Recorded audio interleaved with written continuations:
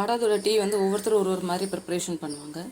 நான் வந்து ஆடாதோட இலை, கொஞ்சம் சீரகம், கொஞ்சம் ஓமம், ஒரு 2 பிஞ்ச், ஒரே ஒரு பிஞ்ச் வந்து கருஞ்சீரகம் போட்டுப்பேன்.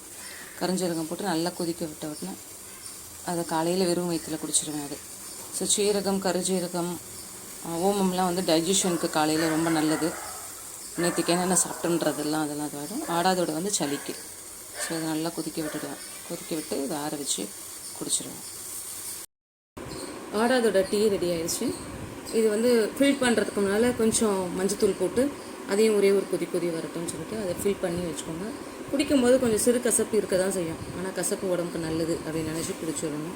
இது வந்து சளிக்கு எல்லாத்துக்குமே ரொம்ப நல்லது. காலையில் ஹெல்த்தி ட்ரிங்க்.